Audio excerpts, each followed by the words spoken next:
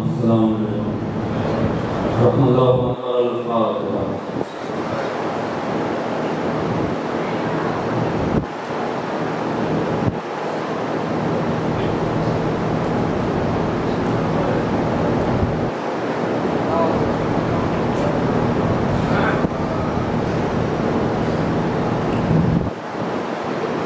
اعوذ باللہ من الشیطان الرجیم.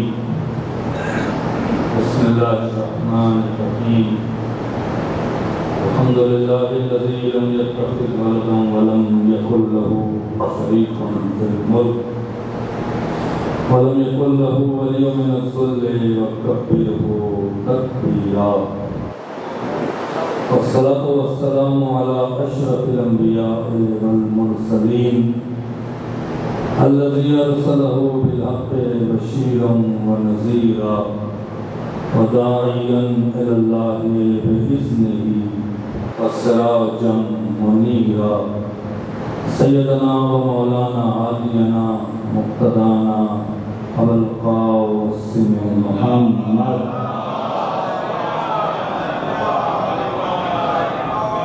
والصلاة والسلام على أهل بيته الطيبين الطاهرين المعصومين المظلومين المنتجبين الذين أذهب الله عنهم الرجس وطهرهم تطهيرا.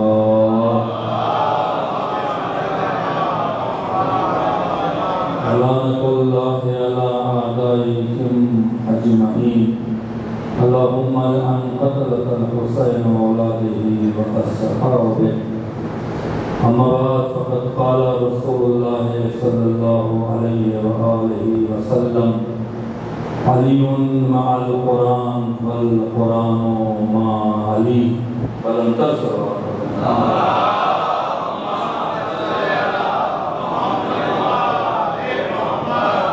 حضرت آل محمد میں آواز بلند سروا.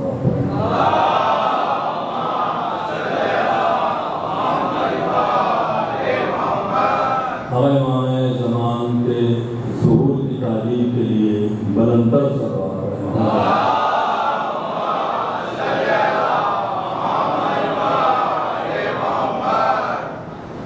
اپنے برادر عزیز رات بھائی کے حکم پہ پہلی بار آپ کی اس بستی میں حاضر ہوا ہوں. مولا کے چہلوم کے عنوان سے بیوی کو فرصہ دینے کے لیے. امید ہے کہ مجلس کی طرف سنیے گا. تعلیم و بات سے بچتی ہے. اگر سنیے گا تو سنائیں گے, ورنہ ظاہر سی بات ہے کہ ہم بوجھ بننا نہیں چاہتے کسی کی سماعت پر. یہ ایام عطا ہے اور گزارش ہے تھوڑا تھوڑا سمٹ آئیں, مجلس کا ماحول بنائیں.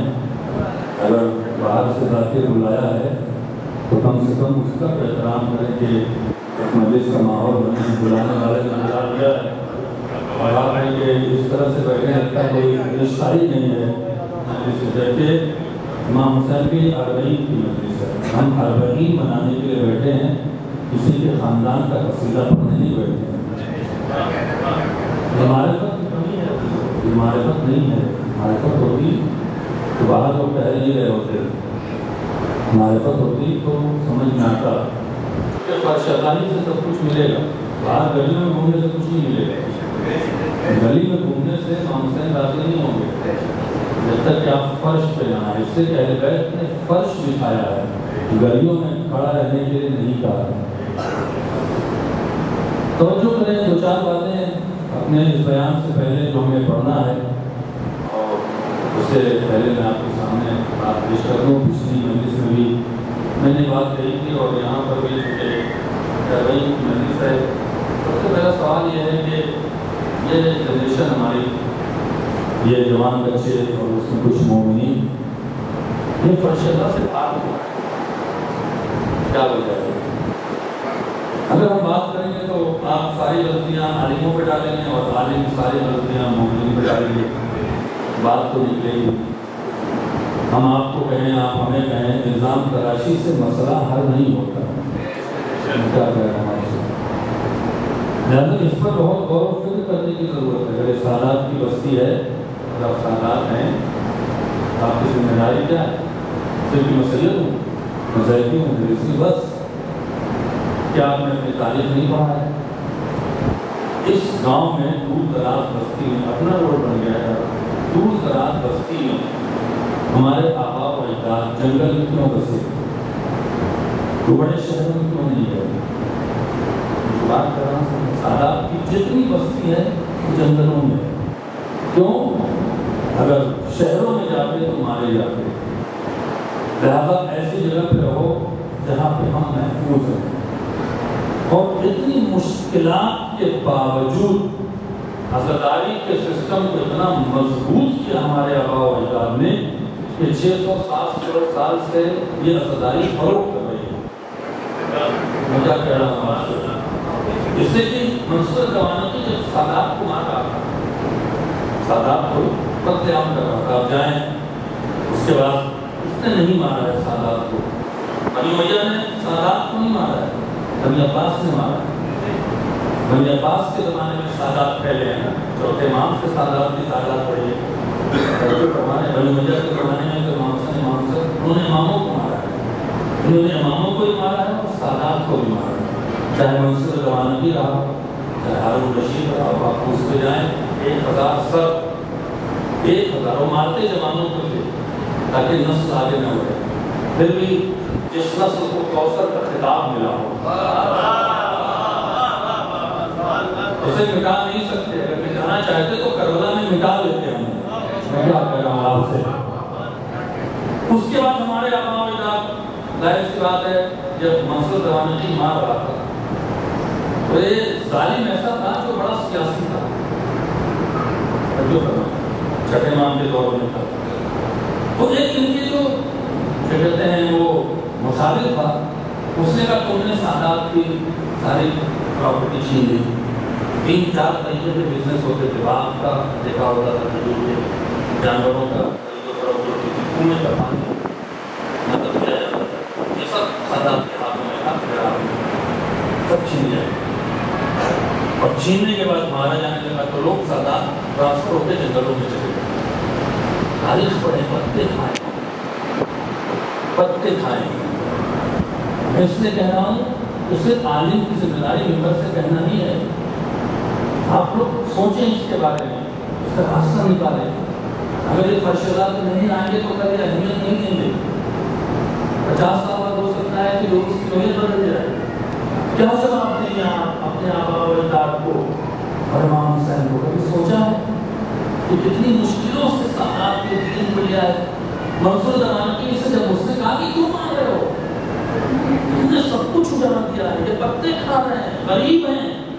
اس نے بڑا عجیب جملہ کہا، یہ پتے کھائیں غریب ہو جائیں، ہے تو سید، ہے تو اولاد فاطمہ. جب تک یہ زندہ رہیں گے اہل بیت کے حق کا دفاع کریں گے. کیا کہہ گیا آپ سے؟ صلوات پڑھیں محمد و آل محمد.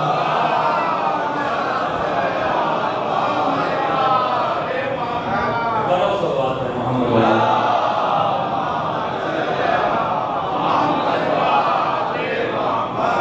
جو فرما رہے ہیں لہذا کیوں بھاگ رہے ہیں؟ اس کی 2 وجہ ہے. پہلی وجہ ہے کہ ہم بیٹھ کر اپنے بیٹھک میں اپنے جوان بچوں کے سامنے مولویوں پہ کمنٹس کرتے ہیں، عالموں پہ، جیسے بولتا ہے وہ ایسے بولتا ہے، یہ کرتا ہے وہ کرتا ہے. اس کا سائیڈ ایفیکٹ کیا ہوا؟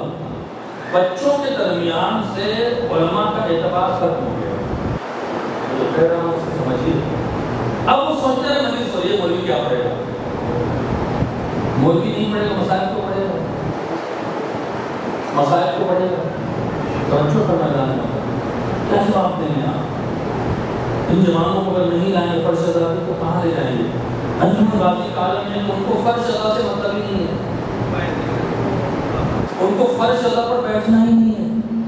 وہ کہیں اور بیٹھے ہوں گے مجلس ختم ہوگی مائیں نوحہ کرنے سے نوحائی. چلیے نوحائی پڑھیے، سب کچھ ہے، کریا نہیں ہے.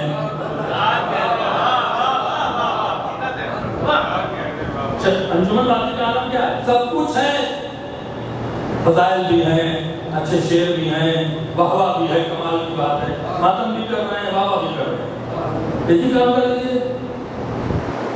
کبھی آپ نے سوچا ہے کہ آپ کر کیا رہے ہیں؟ آپ کو رہا آپ نہیں ہیں، ایسے کر کیا رہے ہیں؟ عالم بولتا ہے تو اس کو بائی کاٹ کر اسے نہیں بلاؤ، انجمن کے لیے آئیں گے تو میں نہیں آؤں گا، یہ عزاداری ہے۔ کیا کہا ہے چوتھے امام نے، چھٹے امام نے؟ من بقا علی الحسین فوجبت لہ الجنہ، جو حسین پر بکا کرے گا جنت اسے ملے گی۔ عزاداری ہمارے آباء و اجداد نے جو سسٹم دیا ہے، چاہے زوجانہ نکالنا، چاہے تابوت اٹھانا، چاہے علم اٹھانا، چاہے شبداری کرنا، چاہے 40 کی مجلسیں رکھنا، مقصد یہ تھا کہ قوم بکا کرے تاکہ جنت مل جائے۔ ہو رہا ہے ہوگا، ٹورنامنٹ ہو رہا ہے، یہ نمت بلاؤ اچھی ہے، نمت بلاؤ لوکل ہے، ارے لوکل کیا ہوتا ہے؟ پیسے خرچ کر رہے ہیں آپ، وہ آتے ہیں اپنی مرضی کا پڑھتے ہیں، ایک آدمی نہیں ہوتا، انہیں بلائیں جو دیا کروا بی بی زہرا ہندی کے لیے آتی ہے۔ بی بی زہرا نے کہا تھا میرے لال کے کون ہوتے ہیں، کہا تھا کہ نہیں کہا؟ یہ ہماری ایک ہر جگہ پر ایک میسج ہے، خدا را خوشی، یہ ایونٹ نہیں ہے، یہ انٹرٹینمنٹ کی جگہ نہیں، مزہ لینے کی جگہ نہیں ہے، بہت مزہ آ رہا ہے نا حسین کو رونے کی جگہ۔ کیا جواب دیں گے چوتھے امام کو آپ جو 35 سال ہویا ہے حسین کا؟ 35 سال ہمارے تو چلتے ہیں، چوتھے امام 35 سال ہوئے ہیں۔ جب کوئی آتا تھا میرے یہاں خوشی میں آؤ آئیے مولا، نہیں جاتے، بابا کی شہادت کے بعد خوشی میں نہیں جاتے، خوشی منانا ہے تو میرے بابا کی مجلس رکھو، ہے کہ نہیں؟ کس کا آربعین منانے بیٹھے، کس کا آربعین منانے بیٹھے؟ ابھی آپ نے سوچا نہیں تھا کہ آپ کو جواب دینا پڑے گا چوتھے امام کو، آپ کو جواب دینا پڑے گا۔ میں آپ سے نہیں کر رہا ہوں، بزرگ کے بیٹھے ہیں، آپ لوگ بیٹھے ہیں، تو حوصلہ افزائی کی آپ کو بہت اچھا ہو دیکھا ہے، اپنے جوانوں کو سنبھالیں، علماء کی برائی کرنے میں نہیں آئے، ان کو سمجھائیں کہ پرشدہ سے تبدیل نہیں، کہ دوست اگر حسین سے اپنے کو مس نہ کرتا تو پر نہیں ملتا، دوست آیا ہے حسین۔ مجھے آج کربین پر اس سے پہلے میں نے یہ پڑھا ہے اور آج بھی چاہتا ہوں کہ رات بھائی نے بڑی محبت سے بلایا ہے، ہمارے بھائی ہیں، میں نے چاہا کہ پہلے آپ اپنا کی خدمت میں کچھ میسج ہے، پھر وہ سید سجاد کا خطبہ جو دربار یزید میں جو امام نے خطبہ دیا ہے وہ اربعین پہ پڑھنا چاہیے اور سننا چاہتے ہیں، لیکن میں 19 پڑھ کے آ رہا ہوں اور ٹائم بہت کم تھا، ایسے سلوات پڑھیں کہ ہماری تھکن دور ہو جائے۔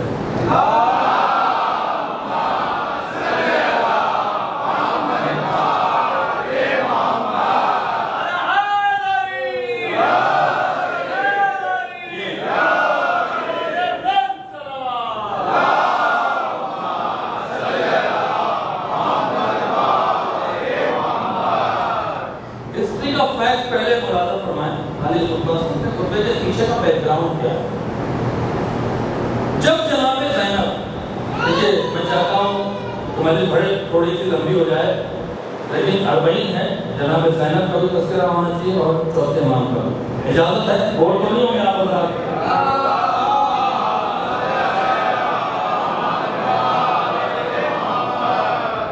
میں جب ایران میں گیا تھا تو بہت چھوٹا تھا تو میرے ذہن میں ایک بات یہ آتی تھی کہ جناب زینب نے چادر چھینی، اللہ نے عذاب نازل کیوں نہیں؟ یہ سوال آتا تھا، اللہ نے کیوں چھوڑا یہ؟ اللہ نے زمین کیوں نہیں ختم کر دیا ان کو؟ لیکن جب میں تحقیق پہ پہنچا ہوں 3.5-4 سال میں امین بھائی، اب تو جرنلسٹ ہیں، تو میری سمجھ میں آئے کہ خدا کی مصلحت کیا ہو۔ چونکہ اللہ نے یہ دیکھا تھا کہ امام حسین کے ساتھ سارے مارے جائیں گے، چوتھے امام بیمار نہیں تھے، بیمار نہ کہا کرنا ان کو، وہ وقتی طور پر جنوبی کے عالم میں گئے تھے، اللہ نے انہیں خنودی عالم میں ڈال دیا تھا تاکہ ان سے جہاد ثابت ہو جائے، ورنہ شہید وہ بھی ہو جاتے.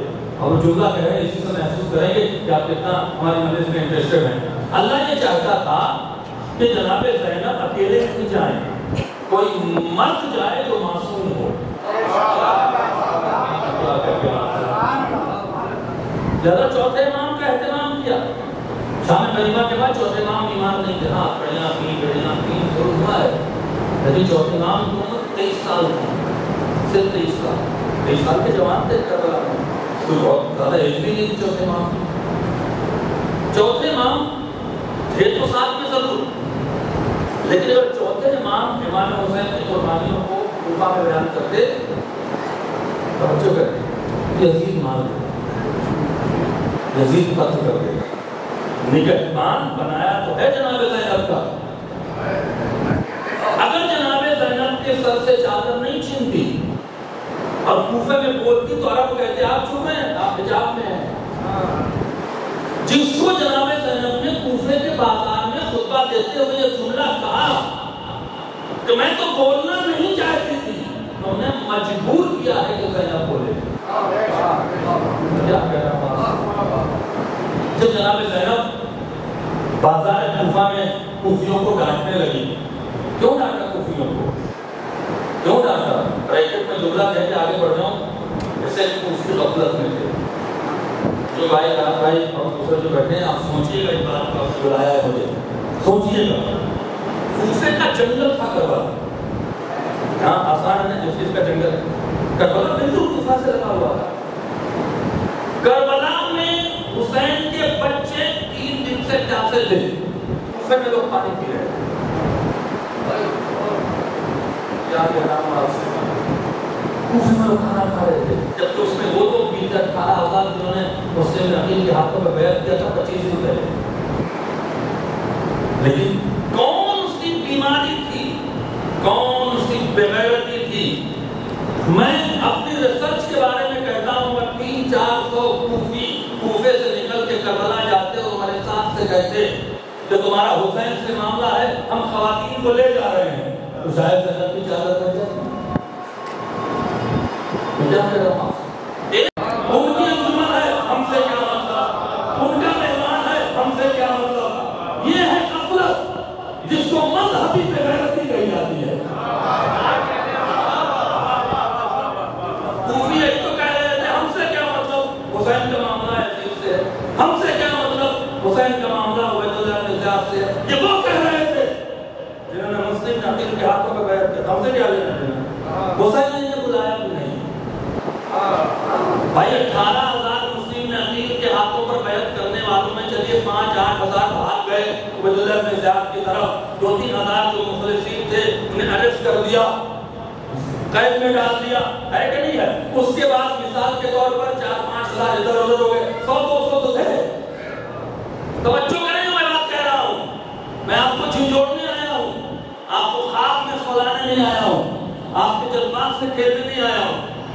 سوچئے گا میری باتوں پر. میں ان کے موقع پر بیٹھے ہیں، کہنا بہت ضروری تھا. امام حسین سے جناب زینب نے کہا آپ کا کوئی ہے؟ 100-200 کوفیوں کو تو بلا لیتے.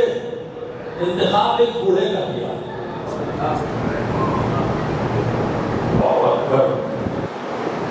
سب بلا کے 35 سال ہو گئے مجلس پڑھتے ہوئے کہاں پہ جاتا ہوں. حسین کا انتخاب آسان نہیں ہے. پورے کوفے میں ایک شخص خود حبیب نے ہوتا ہے جیسے بوڑھے کو بلایا، کسی کوفی کو نہیں پوچھا. کیوں؟ غفلت میں. ہم سے کیا کہہ رہے ہیں؟ ہم سے کیا مطلب؟ ہمارا قرآن آیا تو بڑھ چڑھ کے حصہ لے کر پتہ نہیں کیا کر رہے ہیں.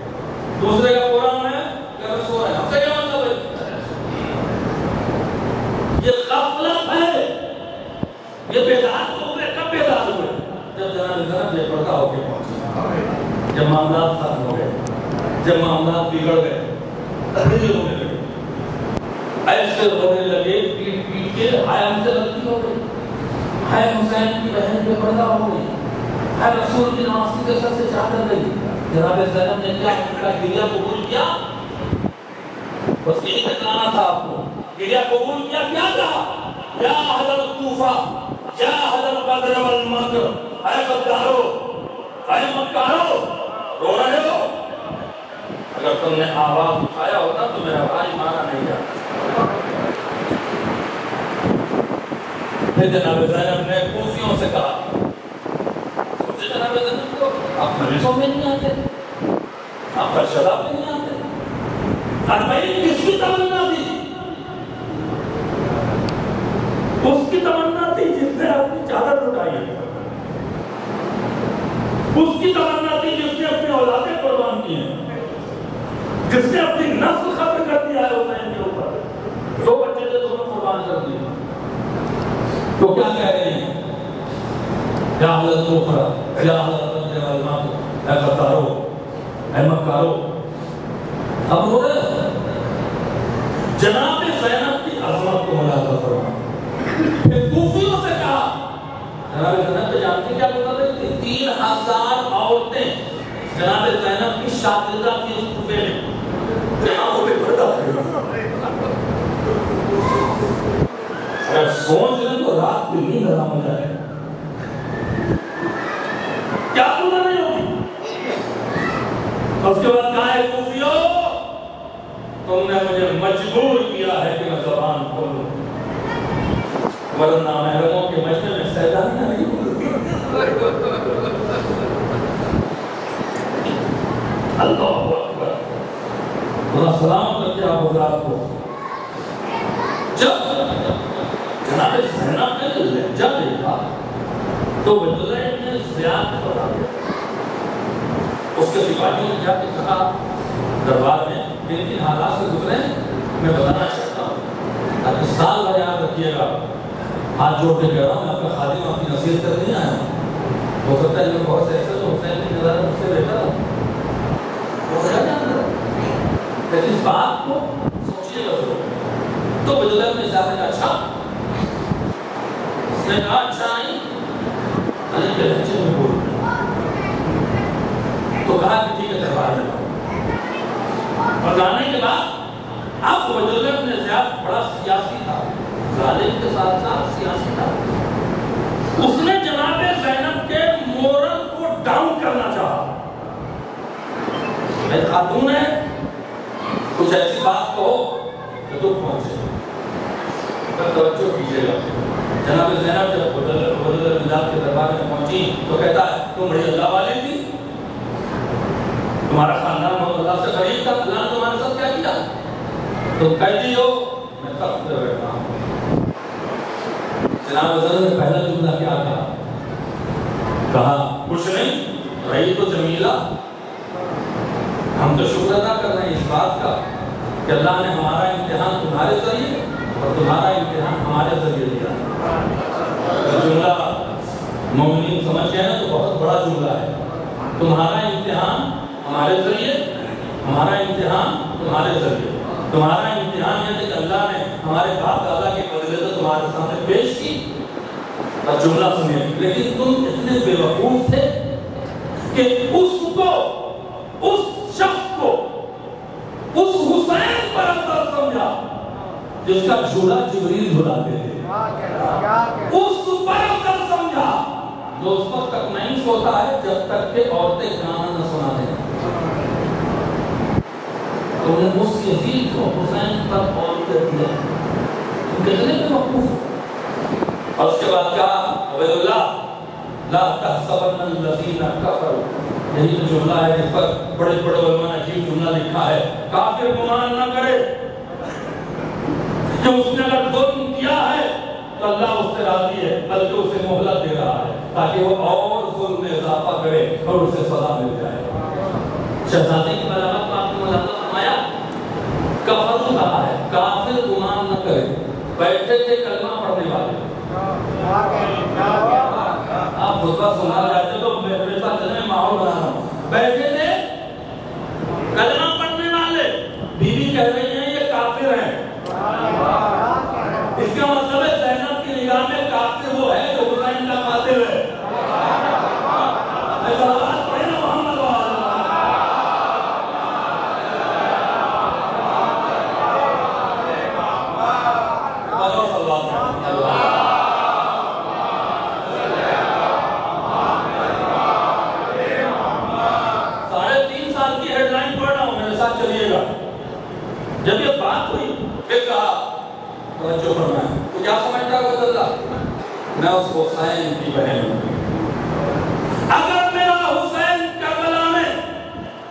تمہارے نیزوں کو اشارہ کرتا تو تمہارے نیزے تمہاری گردنوں کو کاٹ دیتے. کہاں بیٹھے ہیں آپ؟ اگر میرا حسین گھوڑوں کو اشارہ کرتا تو گھوڑے شیر بن کے تمہیں چبا جاتے. اگر میرا حسین زمین کو اشارہ کرتا تو زمین پھٹ کے تمہارے خاندان کو نکل جاتی. لیکن اخی کریم، لیکن میرا حسین کریم تھا. اگلا جملہ اگر لے گئے تو بہت بڑا ہے. لیکن اخی کریم، میرا بھائی کریم تھا. وہ جنت کی طرف بلاتا رہا، تم جہنم کی طرف بھاگتے رہے. صلوات پڑھیں محمد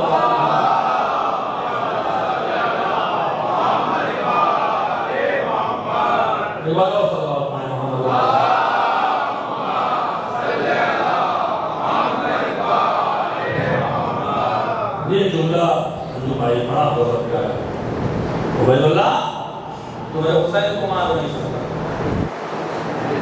انا ارا ان اللہ یملو ذکر الحسین فی السماوات والارض. میں دیکھ رہا ہوں عبید اللہ ابن زیاد، اللہ نے ہمارے بھائی حسین کے ذکر سے زمین اور آسمان کو بھر دیا. جاپان کے چھوٹے سے شہر میں بھی حسین حسین ہو رہا ہے، جہاں شیعت کا تصور نہیں ہے.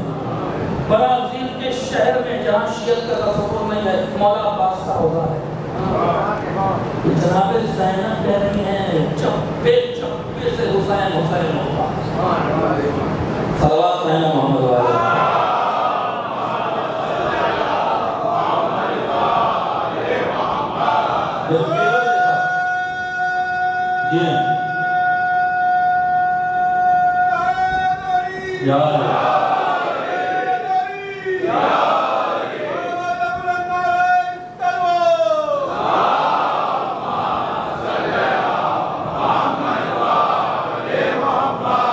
جب تیور دیکھا نا اس نے بڑا ہوشیار تھا، بڑا سمجھدار تھا. اس نے یزید کو خط دیا، روک دیا. کہ یزید علی کی بیٹی بول رہی ہے،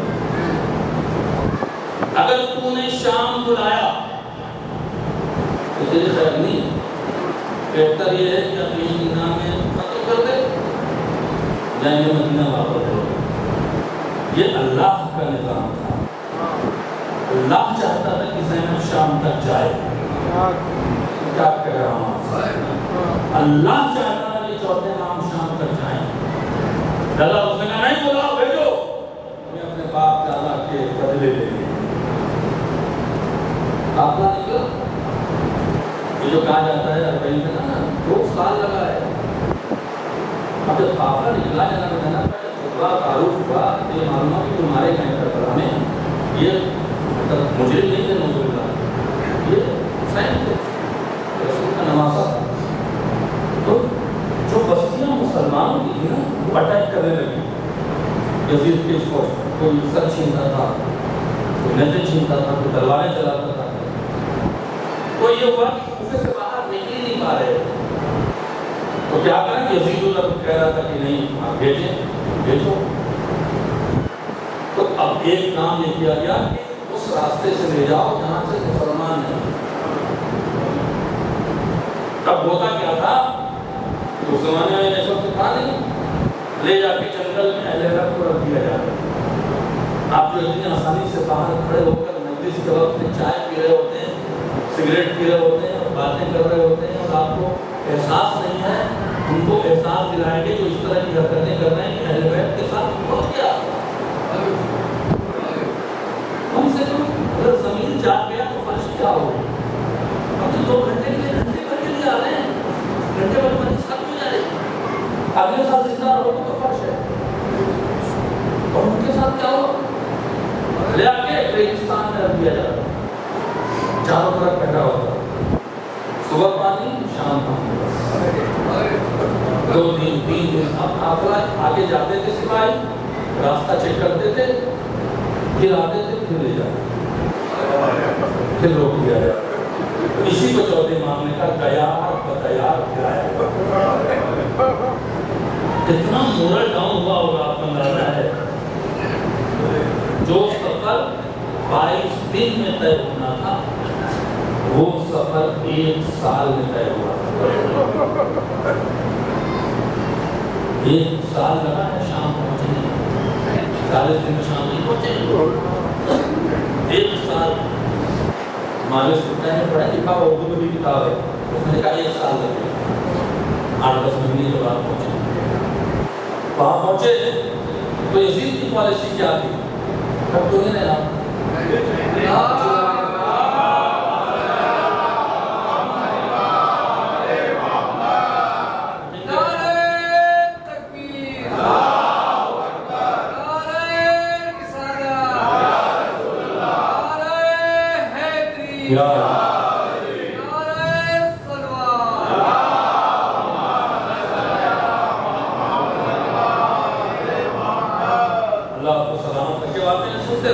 یہ ہماری 3.5 سال کی ہیڈ لائن ہے، 3.5 سال میں دیا اس میں پڑھ رہا ہوں۔ یزید کی پالیسی یہ تھی کہ جو ہمیں پوری دنیا پہ کنٹرول ملا ہے یہ مینٹین کرے۔ آج دیکھیں نا مینٹین کرنے کے لیے کیا کیا ہو رہا ہے۔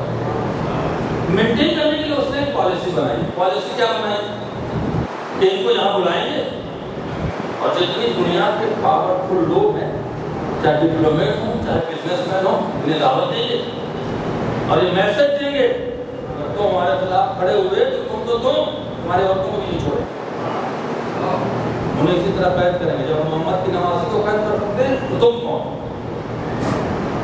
اس سے 700 لوگوں کو دعوت دی۔ جو 700 کرسی نشین آپ سنتے ہیں نا، یہ 700 صرف نہیں تھے، یہ 700 مہمان تھے۔ اگر یہ بیک گراؤنڈ سنیں گے تو چوتھے امام کے خطبے کے جملوں میں لطف آئے۔ 700 لوگوں کو بلائے جس میں تقریباً نیئر اباؤٹ، تعداد تو مجھے نہیں ہے، 400 لوگ ایسے تھے جو حکمران تھے۔ کسی ملک کا پرائم منسٹر تھا، کسی ملک کا پریزیڈنٹ تھا، کہیں کا فارن منسٹر تھا، کہیں کا ایمبیسڈر تھا، کہیں کا راجہ تھا، انہیں بلایا۔ 250 لوگ اس میں سے بزنس مین تھے بڑے بڑے، تاکہ جو ہمارا پیسہ خرچہ ہوا ہے یزید کا کربلا سے لے کے شام تک جو خرچہ ہوا ہے وہ ان سے وصولا جائے۔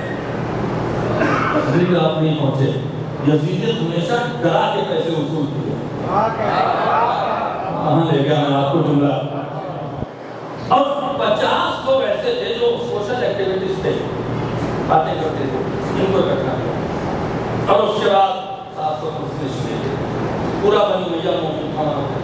مکہ کے جتنے بھی بزرگوں کی اولادیں تھیں سب موجود تھے، خلفاء کے رشتہ دار موجود تھے، کسی کا بھانجا، کسی کا بھتیجا، سب موجود تھے۔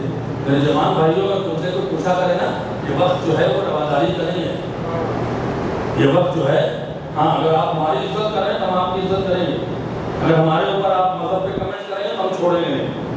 اگر کوئی آپ سے یہ کہے نا کہ کربلا میں حسین کو شیعوں نے مارا ہے، آپ پلٹ کے کہیں کربلا میں حسین کو شیعوں نہیں مارا ہے، رسول کے صحابی کی اولادوں نے مارا ہے۔ عمر کے ساتھ کون تھا؟ سعد بن وقاص کا بیٹا، سعد بن وقاص رسول کا صحابی۔ سنان بن انس کون تھا؟ انس بن مالک کا بیٹا، انس بن مالک رسول کا صحابی۔ مروان کون تھا؟ عثمان کا داماد۔ ابن زبیر کون تھا؟ خلیفہ اول کا بھانجا۔ یہ سارے کربلا میں تھے، وہ سارے دربار یزید میں موجود تھے۔ عتبہ کا بیٹا ولید موجود تھا، حکم کا بیٹا مروان موجود تھا، ابو سفیان کا پوتا یزید موجود تھا۔ اب کہاں بیٹھے ہیں بولے نا، آپ توجہ کریں، یہ سارے بیٹھے ہوئے تھے بنی امیہ کے لوگ۔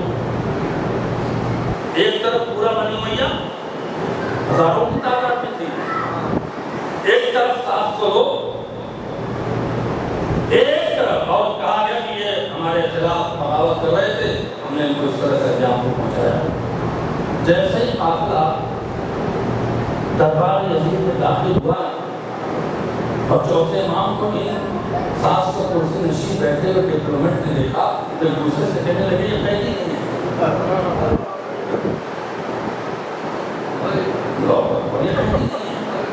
نا یہ تو باہر ہے، ہمیں یہ قیدی ہے، ان کے چہروں میں کچھ سا نور ہے، آپس میں یہ حجازی ہیں، یہ مکی ہیں۔ ایسے لوگ مدینہ میں ہوتے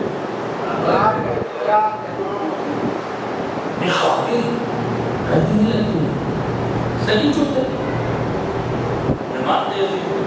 یزید کھڑا ہو کے تقریر کرتا ہے، اپنے کہتا ہے خلیفۃ المسلمین ہوں، میں ہی موحد ہوں، میں نے سب کچھ ہوں، دین اسلام میرے ہاتھوں میں، یہ جو آئے ہیں ان کا دین الگ ہے۔ پہلے اس نے اپنے کو دیندار بتایا، میں کیا کہہ رہا ہوں، پہلے اس نے اپنے کو کہا کہ میں خلیفۃ المسلمین ہوں، یہ ہے وہ ہے، یہ جو آئے ہیں ایسے ہیں ویسے ہیں۔ یہاں سے اگر آپ کی نیند نہ ہوئی تو پھر بات کیا ہے؟ جب یزید اپنے خطبہ دے چکا تو جو 700 کرسی نشین میں جو ڈپلومیٹ بیٹھے تھے نا، بڑے بڑے راجا، انہوں نے کہا تو کہتا ہے تیری بقول کہ تیرے باپ دادا کی عدالت اور انصاف بہت مشہور ہے، تو ایک کام کر، تو نے تقریر کر لیا نا، اس جوان کو بھی موقع دے، بولیں گے میرے ساتھ چلیں گے، مجلس میں سونے کی بیماری بن کریں، یہ سونے والی مجلس نہیں ہے، یہ سونے کی مجلس ہے۔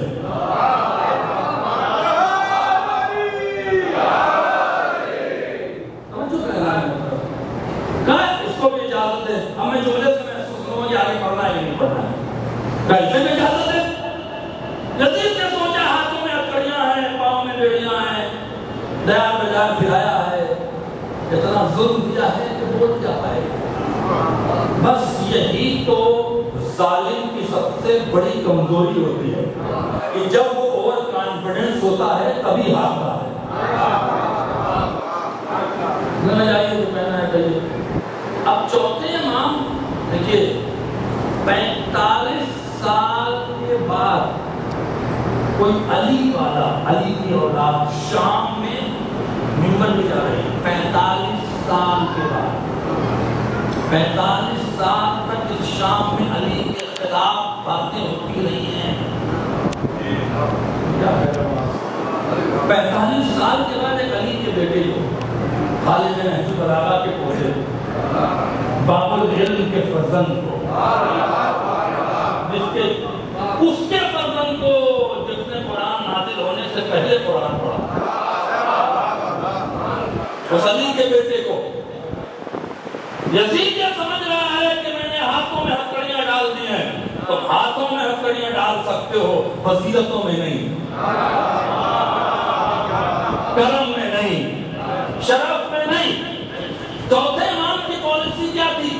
اگر میں ڈائریکٹ یزید پر اٹیک کرتا ہوں مجھے قتل کر دے گا، قتل کر دے گا، لہذا رویہ ایسا اختیار کیا جائے کہ بات بھی ہو جائے اور ان کی اوقات بھی معلوم ہو جائے۔ کیوں؟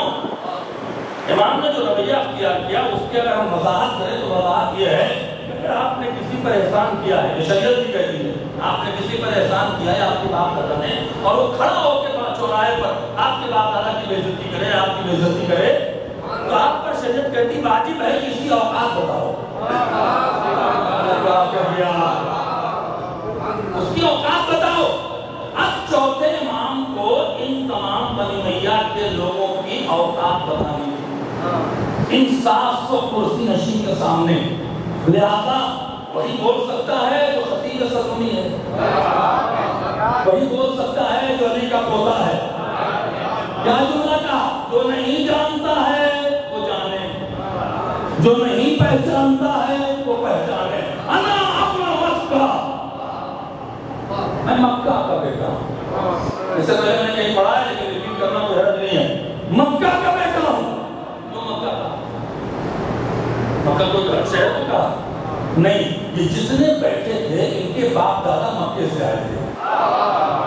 مکے میں کیا کرتے تھے؟ مکے میں یہ اتنے غریب تھے، میں کیا کہہ رہا ہوں آپ سے، کہ جب جناب خدیجہ دسترخوان بچھاتی تھی تو سب سے پہلے کھاتے تھے، خوش ہو گئے کھاتے تھے اور چلے جاتے تھے۔ لیکن اللہ کے رسول نے کہا کھاتے تو سارے ہیں لیکن کلمہ کوئی نہیں پڑھتا، یہ کھانا کھا کے بھاگ جاتے ہیں۔ تو جناب خدیجہ نے کہا ایک آفر دیتا ہوں میں۔ آفر کیا ہے؟ کہا دیکھو کل سے چاندی کے برتن میں کھانا دیں، کھانا بھی کھاؤ چاندی کا برتن بھی لے جاؤ۔ سو گئے، شرط یہ ہے کہ کلمہ پڑھنا،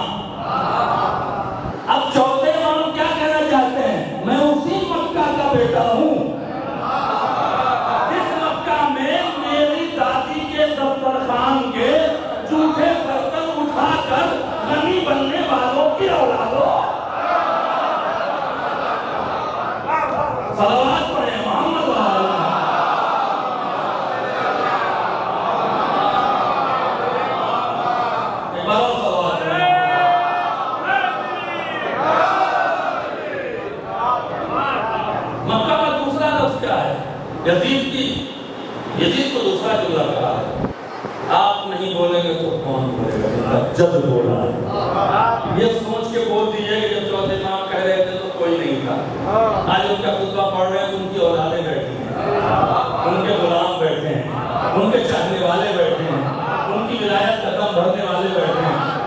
میں یزید تو کھڑا ہو کے لیکچر دے رہا تھا نا، یہ لیکچر جس میں تیرا بغض، تیری نفرت، تیری کڑھن، تیری چڑ جو جھلک رہی تھی، یہ غلط نہیں ہے، تیری کڑ کی وجہ ہے۔ وجہ کیا ہے؟ لم یختش آباؤکم علی جد محمد مصطفیٰ حتی ما دام جدی ابی طالب حیا۔ تمہارے باپ دادا میرے دادا محمد مصطفیٰ کا کچھ نہ بگاڑ سکے جب تک میرا دادا ابو طالب زندہ رہا۔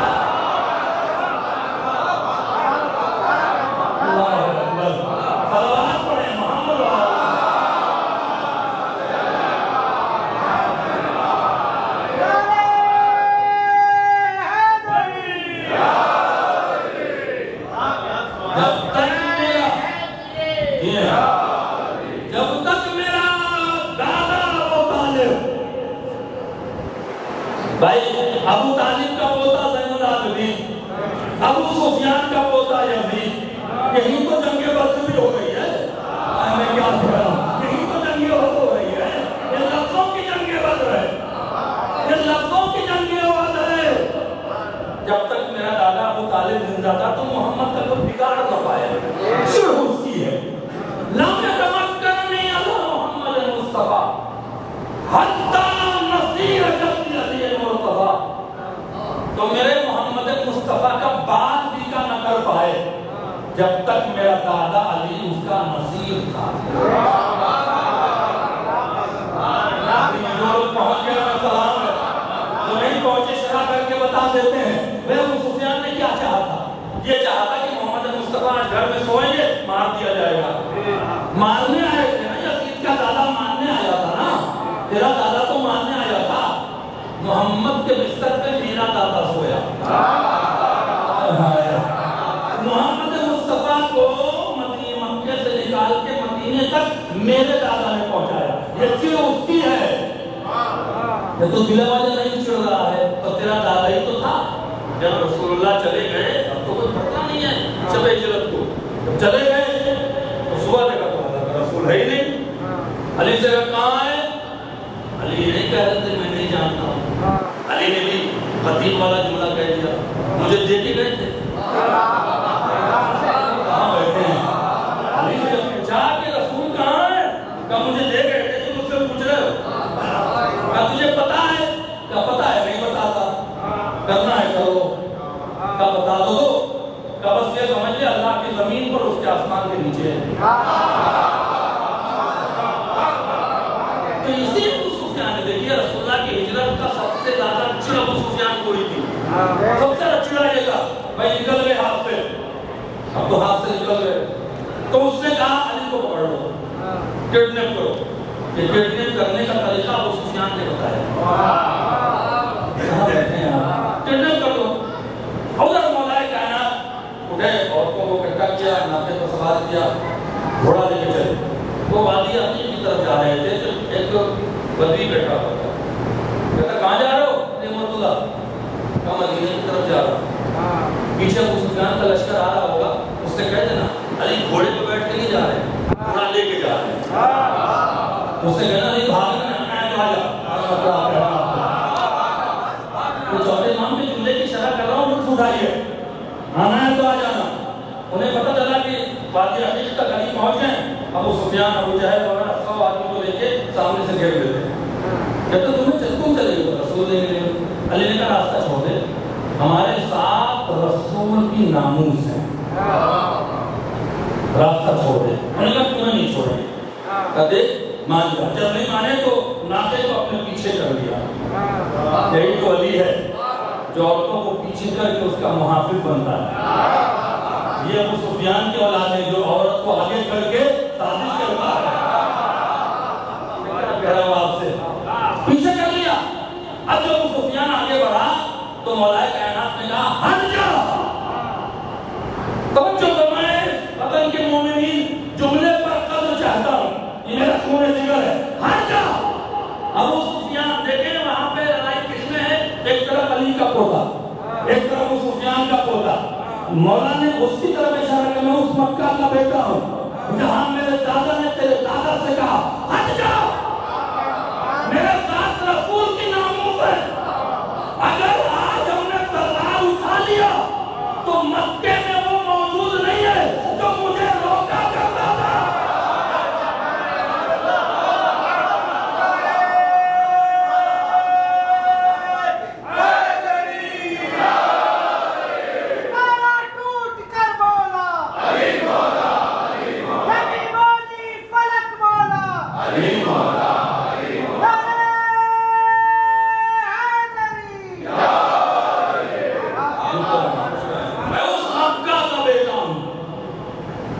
محمد مصطفیٰ کا تم کچھ بگاڑ نہ پائے. اب یہ جملہ جو میں مجھے بہت اچھا لگتا، انا ابن الذی من یضارب آباءکم حتی یقولون لا الہ الا اللہ. میں اس کا بیٹا ہوں کہ میرے باپ دادا تیرے باپ دادا سے اس وقت تک لڑتے رہے جب تک تیرے باپ دادا نے لا الہ الا اللہ نہیں کہہ دیا.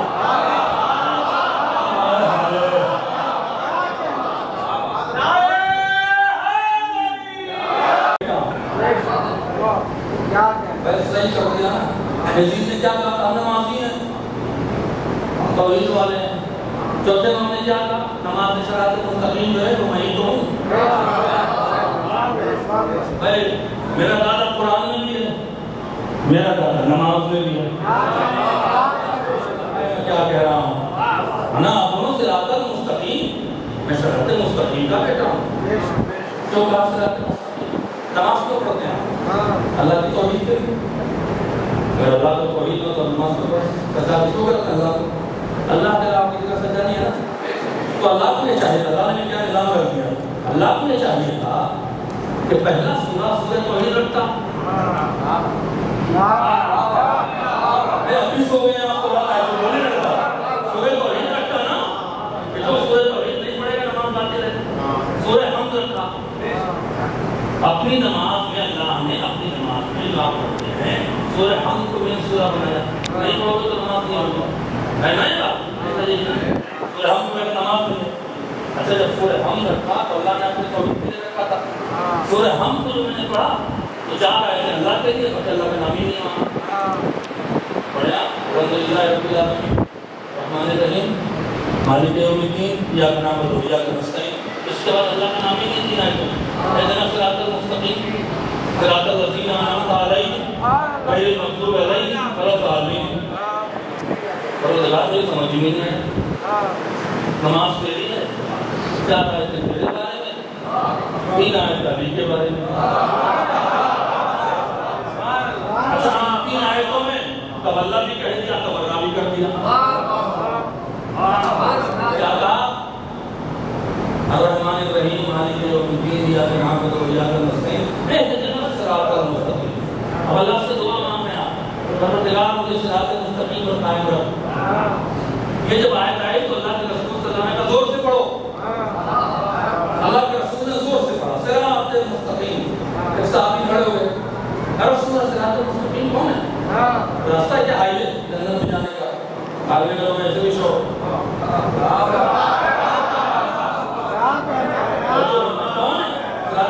کون ہے؟ بیٹھ جاؤ انتظار کرو. دوسرے صحابی کھڑے ہوئے، صراط مستقیم کون ہے؟ بیٹھ جاؤ انتظار کرو. تیسرے صحابی کھڑے ہوئے، بیٹھ جاؤ. اب سارا مجمع بلا مشابہ تشریح دے رہا ہوں. جیسے آپ ہماری طرف متوجہ ہیں ایسے رسول اللہ کی طرف سارا مجمع متوجہ تھا. پیچھے مسجد نبوی کا دروازہ تھا. جیسے علی نظر آئے کہوں گا دیکھو دیکھو. جب سارے صحابیوں نے دیکھا صراط مستقیم. صلوات پڑھیں محمد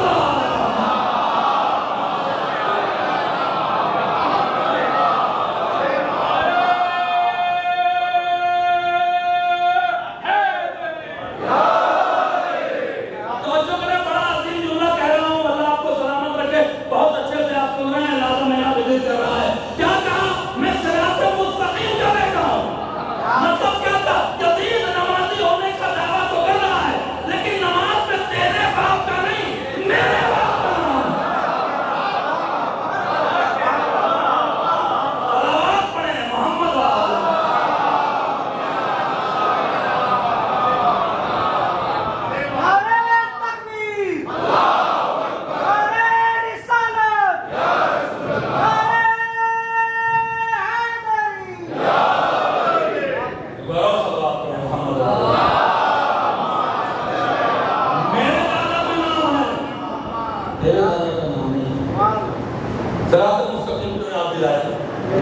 ٹیکنیکل جیسے تو کہتے ہیں نماز پڑھو، نماز کی جو ہوتا ہے اللہ کے نماز پڑھو نماز پڑھو نماز پڑھو. ایک جملہ کہتا ہوں بڑا مشہور ہے میرا جملہ، جن کی قبول ہونی وہ پڑھتے ہی نہیں، جو پڑھ رہے ہیں ان کی قبول نہیں ہونی. چلو ہاتھ پڑھیں محمد والا.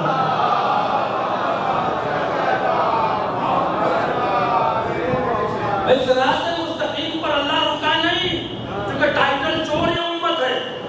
صدیق اکبر علی کا لقب لے گئے، فاروق اعظم علی کا لقب لے گئے، کہیں ایسا نہ ہو کہ صراط مستقیم بھی لے جائیں. لہذا ڈیفائن کیا، اس کی وضاحت کی ان کا راستہ جن پہ تو نے نعمت نازل کی، ان کا راستہ نہیں جن پر تو غضبناک ہوا. اور پہنچا دیا آپ کو غیر المغضوب، ان کا راستہ نہیں جن پر تو غضبناک ہوا. ہم نے اللہ کو تو دیکھا نہیں، اللہ کس پہ غضبناک ہوا؟ تو رسول نے کہا جس پر فاطمہ غضبناک ہو، اس پر میں غضبناک ہوا، جن پر میں غضبناک ہوا اس پر اللہ غضبناک ہوا. اور فاطمہ جس پہ غضبناک ہو اس سے اللہ راضی نہیں ہوتا. صلوات پڑھیں محمد والا.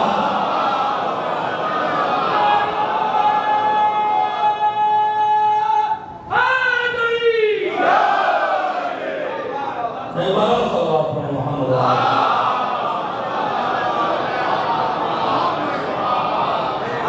آگے جملہ سن رہے ہیں انشاءاللہ، پھر کبھی موقع ملا تو لمبے نوجوان نے من نصیر رسول اللہ. جملے ہیں خدا کے قسم پڑھتا جاؤں تو آپ سنتے جائیں. میں اس کا بیٹا ہوں جو اللہ کے رسول کا نصیر تھا. کس کی طرف اشارہ ہے؟ کس کی طرف اشارہ ہے؟ تو ابو سفیان کا بتایا نا، ایک تیرا دادا جب رسول اللہ مکہ سے مدینہ گئے ابو سفیان کو بہت تھا. اس نے کہا کام یہ کرتے ہیں کہ ان کو سب کو مار دیتے ہیں، اس کے مدینے ختم ہی کرتے. گئے بھی بہت مختصر ہیں، وہاں بھی بہت زیادہ پبلک مار. پلان بن گیا مارنا ہے، کریں کیا؟ ریکی کرنا ضروری ہے، کہاں کہاں کیسے کیسے سچویشن میں ہے، کہاں کہاں رہ رہے ہیں. مرد بھیجیں گے تو مہاجر پہچان لیں گے، تھکیے گا نہیں. مرد بھیجیں گے تو مہاجر پہچان لیں گے، لہذا عورت بھیجو. یہی تو بنی میاں کی چال ہے کہ جب ہارتے ہیں تو عورت کا سہارا لیتے ہیں. عورت بھیجا بیچارے ہی کر گیا، یہی کر کے نکلی. جیسے نکلی تو رسول اللہ کو خبر ہوئی. رسول کے چہرے پر کچھ پریشانی آئی.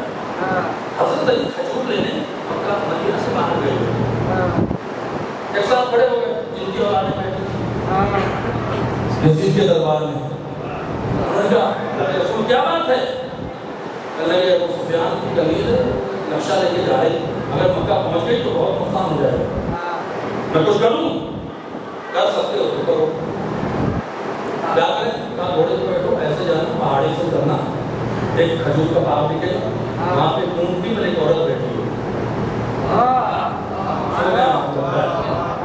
اس کے پاس خط ہے مانگنا. ٹھیک ہے، گئے پہنچے. رسول نے کیا کہا تھا؟ خط ہے مانگ لانا. اس سے کہتے تمہارے پاس خط ہے؟ تمہارے ساتھ کی قسم کچھ بھی نہیں ہمارے پاس. یہ چلے آئے. اللہ کے رسول نے کہا کیا وہ خط لائے؟ کہا وہ تو قسم کھا رہی تھی. کسی نے چلایا. اللہ کے رسول کو تھوڑا جلال آ گیا. اتنے دن سے میرے ساتھ ہو، اتنا بھی نہیں سیکھ سکے کہ کافرہ کی قسم کا اعتبار نہیں ہے.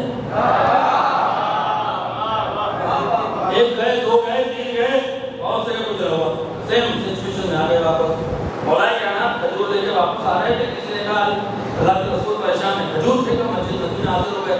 اللہ کے رسول کیا بات ہے؟ اب یہاں سے جملہ لے گیا اس کی تفسیر کو سلام. علی کے فضائل میں بولو گے تو قیامت میں گونگے نہیں رہو گے. کیا کہہ رہے ہو آپ سے؟ یہاں پہ آپ کو بولنا پڑے گا. آنے کے بعد اللہ کے رسول کیا بات ہے؟ کہ ابو سفیان کی کنیز نقشہ لے کے جا رہی. جائیں جاؤ. نہ علی نے راستہ پوچھا نہ محمد نے بتایا. سارے پریشان ہو گئے. ہمیں تو راستہ بتایا تھا، راستہ بھی نہیں بتایا، علی نے پوچھا بھی نہیں. جائیں جاؤ. علی گھوڑے پر بیٹھ گئے. یہ تو ہمیں چلے، ہم بھی جائیں گے رسول، تم بھی جاؤ. آپس میں کہنے علی تو ہی جا رہے ہیں جدھر ہم گئے تھے. علی نے پہاڑی پار کیا, تیزی سے جا کے وہ آگے نہ بڑھنے پائے, کہیں سے گھوڑا دوڑایا اور اس کے پاس پہنچ گئے. خط نکال, خط نکال. اس نے کہا تمہارے ساتھ کی قسم خط نہیں ہے, قتل جدا کر دیں گے. اس سے کہ اس نے کہا ہے جس کی زبان سے نکلا ہوا جملہ لوح محفوظ کا مقدر بن جاتا ہے. میرے صادق رسول نے کہا, میرے امین رسول نے کہا, صاحب وحی نے کہا خط نکال. اگر خط نہیں نکالے گی تو میں تلوار نکالتا ہوں. یہ کہہ کے جیسے ہی تلوار پہ ہاتھ رکھا, اتنی دیر منزل پڑھنے میں سب سے لطیف جملہ آپ کے سامنے حوالے کر رہا ہوں, ہر آدمی بولے گا جیسی تلوار پہ ہاتھ رکھا خط نکال اور میں تلوار نکالتا ہوں. اس نے دور کے دیکھا اور کہا کہیں تم علی ابن ابی طالب تو نہیں.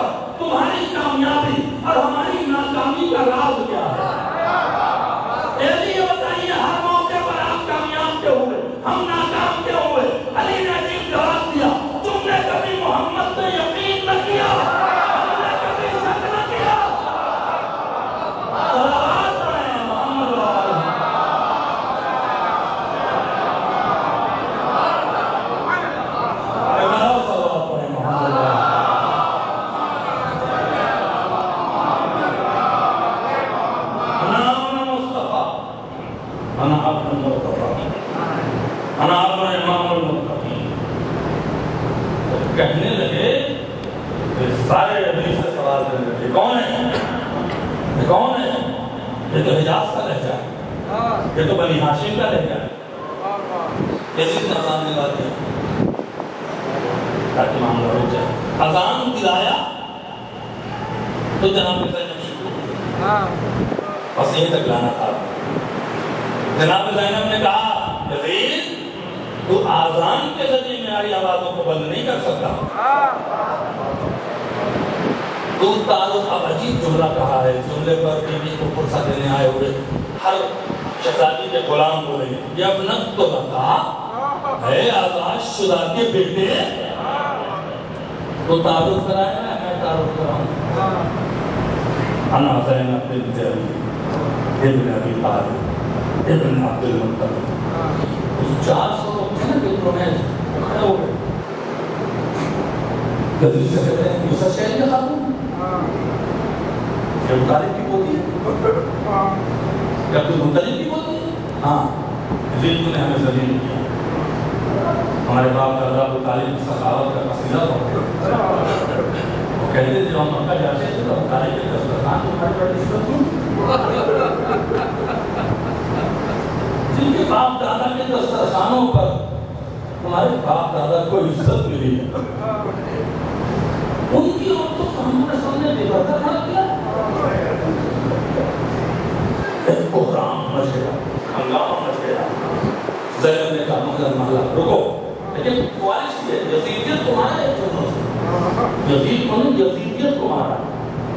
کرو تو اپنا نامی حال تو بتا دوں. انا زینب بنت فاطمہ بنت خدیجہ بنت خویلد. میں فاطمہ کی بیٹی, فاطمہ خدیجہ کی بیٹی, خدیجہ خویلد کی بیٹی. سارے بزنس میں بگڑ گئے, کھڑے ہو گئے اور کہتے ہیں یزید کون ایسا بزنس مین ہے جو خدیجہ کا مقروض ہے, جن سے قرضہ لے کے ہمارے خاندان والوں نے بزنس کیا, ان کی مرادوں کو یہ پورا جو آپ یہ نہ سوچیں کہ صرف ہمدردی میں پچھتایا تھا, کبھی کبھی پچھتاتے رہے ہیں. تو حسین کو قتل کر سکتا ہوں, پچھتائے گا نہیں. رجسٹر پڑا میں آ گیا اپنا رجسٹر پڑا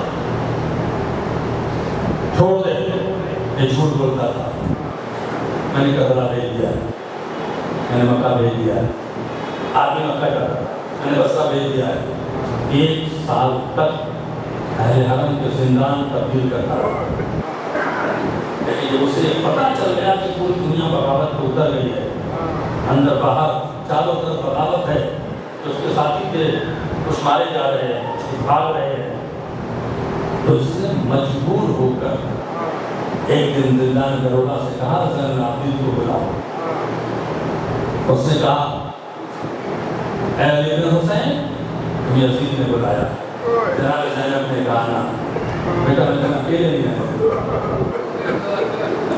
بیٹا میرے پاس میرے بھیا کی 2 امانت تھی ایک کا نام سکینہ تھا ایک کا نام زین العابدین ہے میں سکینہ کو کچھ بھیا تمہیں نہیں کہوں گی اللہ اکبر میرے لال تمہیں نہیں کہوں گی بھیا کی تم امانت ہو امام نے امام سے کہا وہ بھی اماں خیر ہے مجھے اکیلے جانے دیں امام نے کہہ دیا زینب میں اصرار نہیں لیکن اسے سجاد چلنے لگے تو پیچھے دیکھا پروردگار گواہ ہے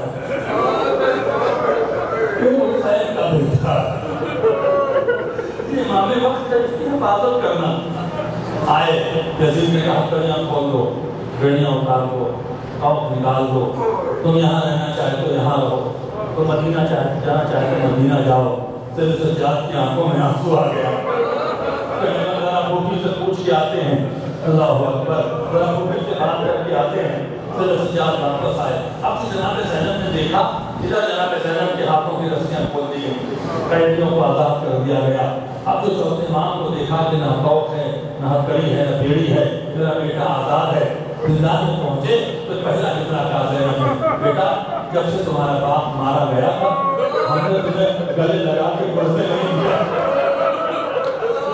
زینب نے جیسی سجاد کی گردن میں ہاتھ ڈالا سجاد نے ہاتھ کو پیچھے کر دیا روپی اماں بہت نے گلا کر دیا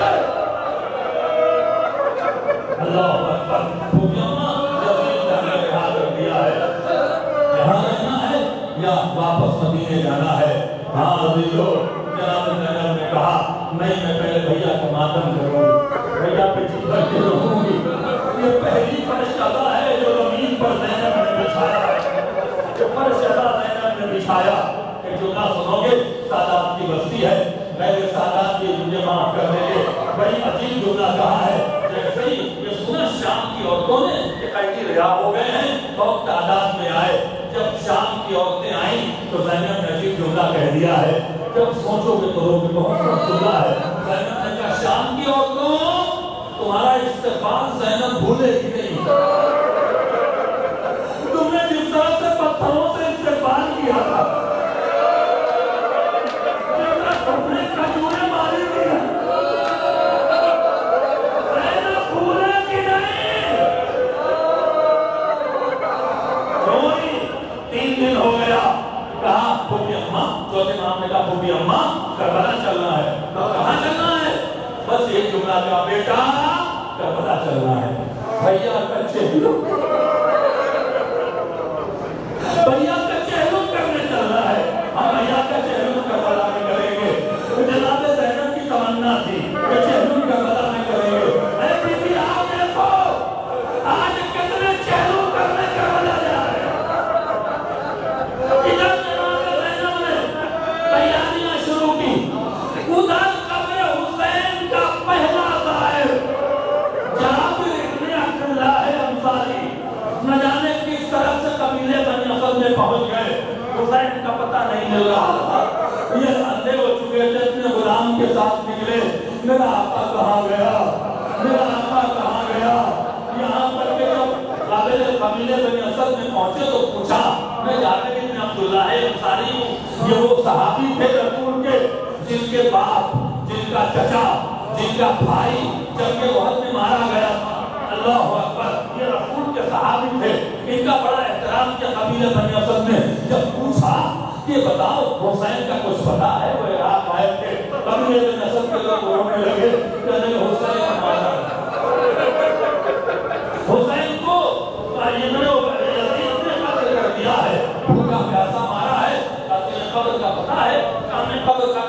लगता है, लेकिन चलो तुम्हें उस कब्रिस्तान में भेज देते हैं जहां उनकी कब्रें हैं। अल्लाह अकबर।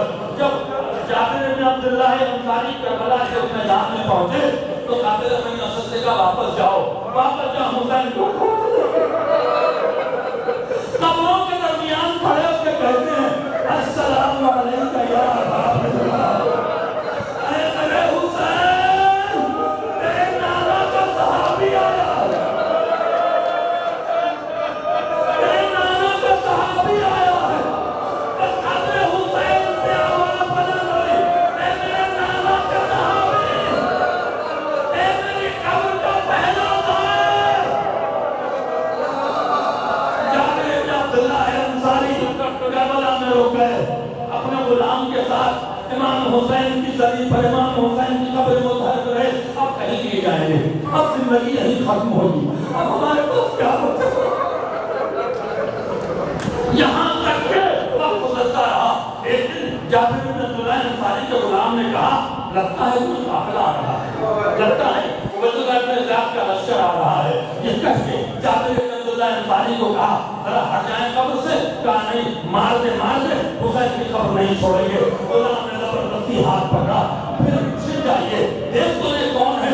जब काफिला कुछ करीब होने लगा तो गुलाम ने जाबिर इब्न अब्दुल्लाह अंसारी से कहा क्या कहा ये उबैदुल्लाह इब्न ज़ियाद का काफिला नहीं लगता है। कहा क्यों? कहा आगे घोड़े हैं जिस पर से आप जो सुलझना निकालते हैं आप, जो मारियां निकालते हैं आप, ये वही तो है। आगे घोड़े पर स्याह परचम है, लगता है कोई और है। थोड़ी दूर और आगे बढ़े, जाबिर इब्न अब्दुल्लाह अंसारी फिर से इमाम हुसैन की कब्र पे आ गए। थोड़ी दूर और आगे बढ़े तो गुलाम ने कहा कुछ बीवियां हैं जिनकी मारियां स्याह हैं, वो करबला में अपने को गिरा रही है। जाबिर इब्न अब्दुल्लाह अंसारी को ये कौन हो? इतने में कहता है एक शख्स है जो 23-24 साल का जवान है, हूबहू हुसैन का बेटा लग रहा है, वो कब्र की तरफ आ रहा है। अब तो कब्र की तरफ आए तो कहा जाबिर इब्न अब्दुल्लाह अंसारी मैं हुसैन का बेटा, मैं ज़ैनुल आबिदीन हूँ। इतने में एक शख्स घोड़े पर सवार होकर गुजर रहा था। उसने देखा हुसैन की कब्र पे कुछ लोग बैठे हैं, वो घोड़े से कूदा।